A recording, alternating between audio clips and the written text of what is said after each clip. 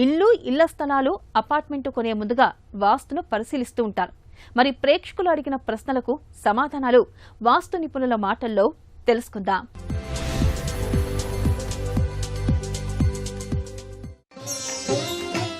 ఇంటి డాబా పైన నీటి ట్యాంక్ నైరుతి దిక్కులో ఎందుకుండాలి?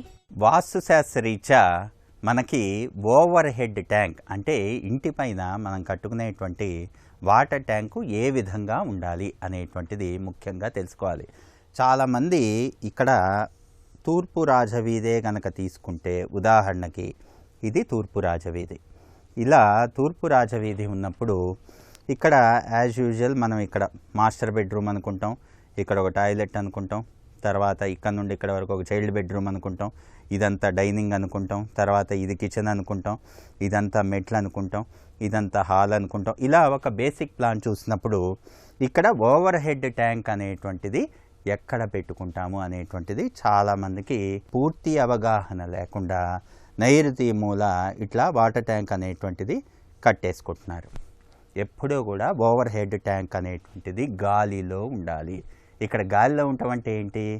కంపల్సరీగా మనం తీసుకునేటువంటి ఈ స్లాబ్ మీద ఫ్లోటింగ్ కాలమ్స్ తీసుకొని వెస్ట్ సైడు, సౌత్ సైడు మన సెట్ బ్యాక్స్ వదులుకొని మనం ఓవర్ హెడ్ ట్యాంక్ అనేటువంటిది చేసుకోవాలి.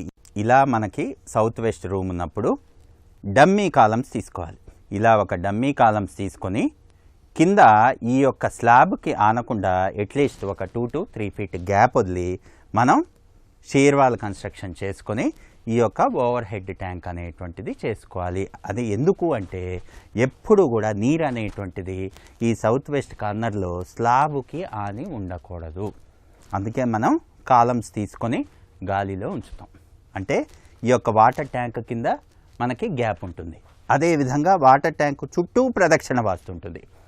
అలా చేసుకున్నప్పుడు మాత్రమే ఇది వాటర్ ట్యాంక్ అనేటువంటిది ఆ యొక్క ఇంటికి బలాన్ని ఇస్తుంది, వెయిట్ బ్యాలెన్సింగ్ని ఇస్తుంది. చాలామందికి సందేహం, ఇక్కడ నైరుతి మూల మొత్తం నీళ్ళు ఎట్లా పెడతామండి? నీళ్లు ఉండేటువంటిది ఈశాన్యం కదా, ఇక్కడ కదా పెట్టాల్సింది, కాబట్టి ఇంటికి నేను ఇక్కడ కట్టుకుంటాను వాటర్ ట్యాంక్ అంటూ ఉంటారు.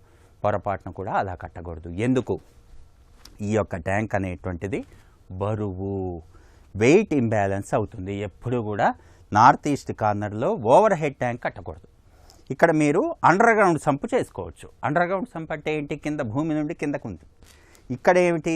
పైన ఉంటుంది, ఇంటి పైన ఉండేటువంటిది కదా వెయిట్ అనేటువంటిది ఎప్పుడు బ్యాలెన్సింగ్ అవ్వాలి. ఆ బ్యాలెన్సింగ్ అవ్వాలంటే ఏం చేయాలి?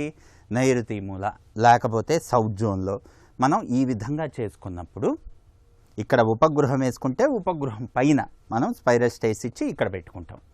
అదేవిధంగా డూప్లెక్స్ కనుకోండి, ఇక్కడ మెట్లు వస్తాయి, హెడ్ రూమ్ ఉంటుంది, హెడ్ రూమ్ పక్కన మళ్ళీ పెంట్ తీసుకొని దాని పక్కన మనం ఓవర్ హెడ్ ట్యాంక్ అనేటువంటిది వేసుకుంటాం. ఈ ఓవర్ హెడ్ ట్యాంక్ అనేటువంటిది డూప్లెక్స్ ఇళ్ళకి పొరపాటున కూడా స్టెప్స్ హెడ్ రూమ్ మీద రాకూడదు.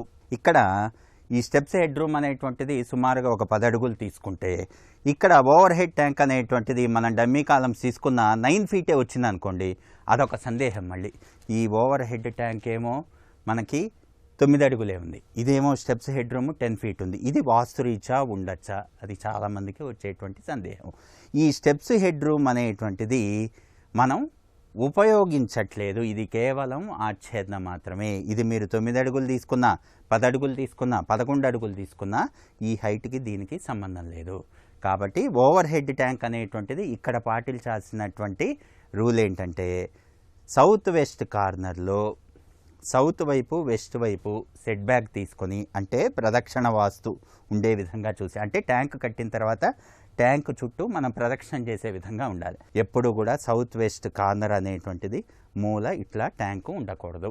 కాబట్టి అండర్ గ్రౌండ్ సంపుకు ఒక రకంగా మనకి సూత్రం ఉంటుంది, అదేవిధంగా ఓవర్ హెడ్ ట్యాంక్కి ఒక రకంగా సూత్రం ఉంటుంది.